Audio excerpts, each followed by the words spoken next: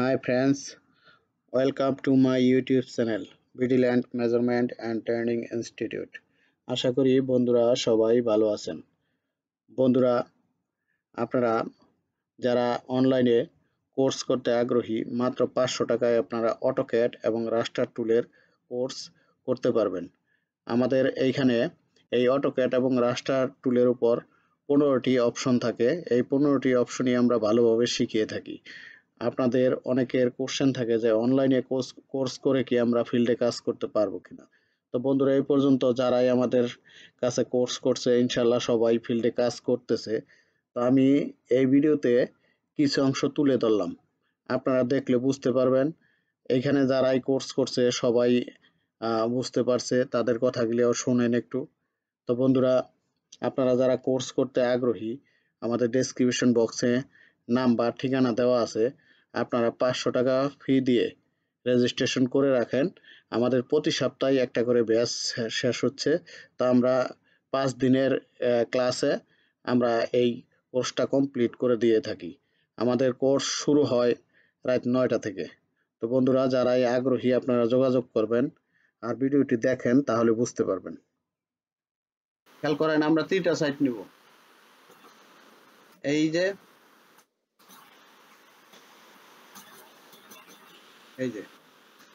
একটা, এই যে দুইটা, আর একটা সাইট এই সাইটে নেই। এই যে এই যে দেখেন, এই যে ঠিক আছে। আপনি যখন ArcGIS এ কাজ করবেন এই পয়েন্টগুলি আরো মিশাইতে পারবেন। এই যে এই পয়েন্টগুলি, ঠিক আছে, এটা আরো এদিকে আনতে পারবেন, কারণ পয়েন্ট বেশি নিতে পারবেন। ArcGIS আমার একটা ভিডিও আছে, আমি লিংক দিয়ে দিব, এটা দেখে নেবেন, ঠিক আছে।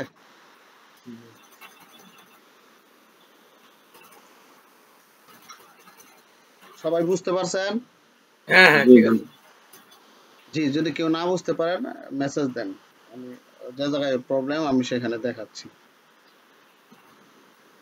এখন এই আমি যে 15টা দিছিলাম এর মধ্যে কার কি প্রবলেম, এই যে দেখেন PDBLX দিয়ে এক বা একাধিক জমি বন্টন করার সহজ উপায়। এটা তো মোটামুটি এটার সম্পর্কে কারো কোনো আছে? না না PDBLX এর কোনো সমস্যা নাই লেন। জি না, কারো সমস্যা থাকলে আমাকে নক করবেন, আমি প্রয়োজন আবার সেটা দেখাবো। অটো লিপস দিয়ে ডাইমেনশন, এটা সমস্যা আছে?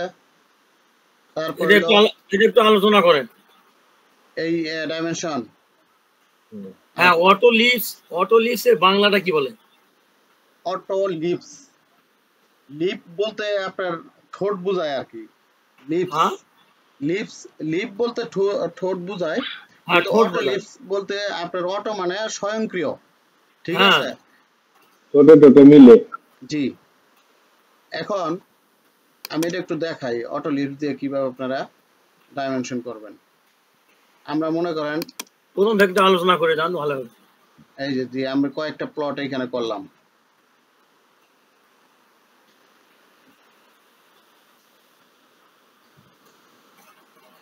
জি খেয়াল করেন। এখন আমরা কিবোর্ডে লিখব AP এন্টার। আমি দেখি এই যে dimension, AutoCAD automatic dimension load, তাহলে এই যে লোডেড সাকসেসফুলি আসছে নিচে, খেয়াল করেন। তাহলে আমি ক্লোজ করে দেখলাম। এবার আমরা কিবোর্ডে লিখব AD এন্টার। এখানে লেখা আছে প্রেস এন্টার টু কন্টিনিউ অপশনে ক্লিক করতে বলছে, অপশনে ক্লিক করলাম। এবার আমরা ওকে ক্লিক করব। এবার আমরা সম্পূর্ণটা ব্লক করব।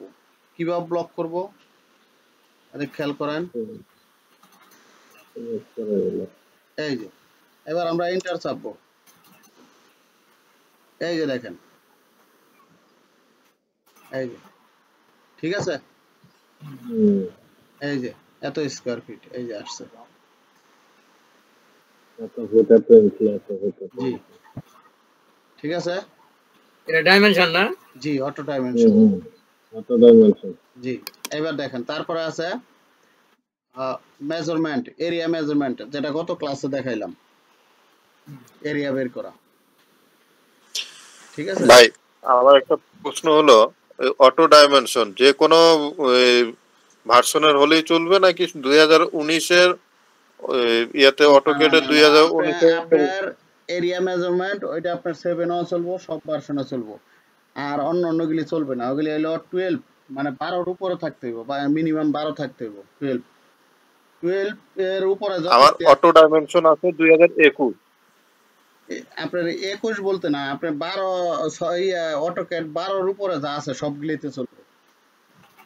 কি কিছু বুঝতে পারছেন? নির্ধারিত কোনোই নাই, কিন্তু এই যে আপনার এরিয়া বের করা এটা আপনার 7 এও চলে। এই যে অটো লিপস দিয়ে কিছু কিছু আপনার 7 এও চলে, আর সবগুলি আপনার 12 এর উপরে চলে। ঠিক আছে, আচ্ছা এদিকে দেখেন। তারপরে আছে নাম্বারিং। নাম্বারিং তো মোটামুটি অটো নাম্বারিং তো দেখাইছিলাম, তাই না? আচ্ছা, তারপর রাস্টার টুলের সাহায্যে অটো পলিলাইন। এটা তো রাস্টার টুলের কাজ তো দেখাইলাম, এই অটো পলিলাইন কিভাবে করতে হয় নাকি? তারপর রাস্টার টুল তো আমাদের গ্রামে এক নাই আমাদের। আচ্ছা যাই হোক, এক নাই, এড সবাই করে নেবেন। সফটওয়্যার নাই তো। জি সফটওয়্যার তো আপনার তো আছে স্যার, এখন আপনারটা ইনস্টল করা হয় নাই, তাই না? হ্যাঁ হ্যাঁ, আচ্ছা যাই ওটা করে দেবো আমি। যেগুলো লাগবে সবগুলাই দিবেন তাহলেই হবে। ওকে, আচ্ছা তারপর রাস্টার টুলের সাহায্যে নকশা ডিজিটালাইজ করা, এটা দেখাইছি। রাস্টার টুলের সাহায্যে নকশা প্রিন্ট করতে হয়, ক্লিন করতে হয়, সেভ করতে হয়, এগুলি কিন্তু আমি দেখাইছি। ঘটনা হলো কি, আর রাস্টার টুল যেহেতু আমাদের কাছে নাই, আমরা শুনেও যা না শুনেও তাই। না না পারবেন পারবেন। তারপর আমার যখন আমরা কাজে নামবো, যখন ওই সফটওয়্যার যখন আমরা ডাউনলোড দিয়ে কাজ করে রেজিস্টার দিয়ে কাজ করব, তখন যখন সমস্যা হবে যদি এটা তখন বোঝা যাবে, তার আগে তো বোঝা পারবো না। জি, তারপর দেখেন অটোক্যাডে যে কোনো ভার্সনের ফুল সেটআপ মোটামুটি শিখাইছি। আরো কিছু সেটআপ আছে যেগুলির কাজ আমি হয়তো বা করি নাই, এই কারণে আপনাদের দেখাইতে পারি নাই। যদি এই সেটআপের ব্যাপারে কোনো কোশ্চেন থাকে আমাকে হোয়াটসঅ্যাপে মেসেজ করবেন। যদি কেউ কোনো সমস্যায় পড়েন, যেহেতু আমার কাছে আপনারা কোর্স করছেন, এজন্য আমি কিছুটা দায়বদ্ধ আছি আপনাদের কাছে। যদি কারো কোনো এই সেটআপের ব্যাপারে কোনো কোশ্চেন থাকে আপনারা হোয়াটসঅ্যাপে মেসেজ করে রাখবেন, আমি ওটা ভিডিও করে দেখাই দেব। ঠিক আছে, ঘটনা হলো যে দায়বদ্ধতা নয়, ঘটনা হলো যে সবচেয়ে বড় কথা হলো যে শিকার যে উদারতা বা মানসিকতা, এটা যদি থাকে তাহলে কাজ করা যায়, আর না হলে করা যাবে না। না না, এই অটোক্যাডের আপনার কোর্স মিনিমাম আপনার মনে করেন 25 থেকে 30,000 টাকা টাকায় নেয়, কিন্তু আমি মূলত এটা সেবা হিসাবেই নিছি। সেটাই, ঠিক আছে, আপনারা যদি মনে করেন অন্য হিসাব, তা না, আসলে শেখানোটাই আমার মূল উদ্দেশ্য। আমি চাচ্ছি ওই কথাটাই বললাম যে উদ্দেশ্যটা থাকা লাগবে যে কিছু না কিছু কাউকে দিব। জি, তারপর যে কোনো স্কেলের মৌজা নকশা ইনসার্ট করার সঠিক নিয়ম, তাই মোটামুটি আমরা জানি। 3960, তারপরে 32 ইঞ্চি হইলে আমরা কিভাবে এটা বের করি, আমি আবার 1980 ওটা পারি আমরা, আবার একটু দেখাই। আচ্ছা, এটা সবগুলি নকশাই হলো 5280 ফিট। 5280 ফিট। এখন যদি আমি 16 ইঞ্চি বের করতে যাই, তাহলে কোনো জায়গায় কি 120 হয়েছে? জি 120 কি আছে না, খালি 80 এর উপরে নাই? আছে, আরো কম বেশি আছে। 120 আছে না? আছে, আরো কয়েকটা ভার্সন আছে, কিন্তু যেটা আমরা ভার্সনের কথা বলি না, কাজ করি না। ভার্সনের কথা বলিনি আমি বলছি যে 80 এবং 120 ইঞ্চিও আছে নাকি তাই বলছি আমি। থাকতে পারে, এটা আমার জানা নাই। আছে, ঠিক আছে, আমি জানি আছে আর কি। তারপর দেখেন আপনার 5260 না 80, 5280 ফিট, তাই না? 82 হয়েছে। আচ্ছা 80, আমি মনে করেন 64 ইঞ্চিতে বের করবো, তো 64 দিয়ে ভাগ করবো, তারপর গুণন দিব 12 দিয়া, যেহেতু 12 ইঞ্চিতে 1 ফিট, এই যে 990 হবে। ঠিক আছে, তাহলে এটা এইভাবে বের করে নেবেন। তারপর হইলো যে কোনো জমির এরিয়া বা মেজারমেন্ট করা, এটা তো পারেনি। দুটি নকশার তুলনা বা প্যান্টাগ্রাফ করা।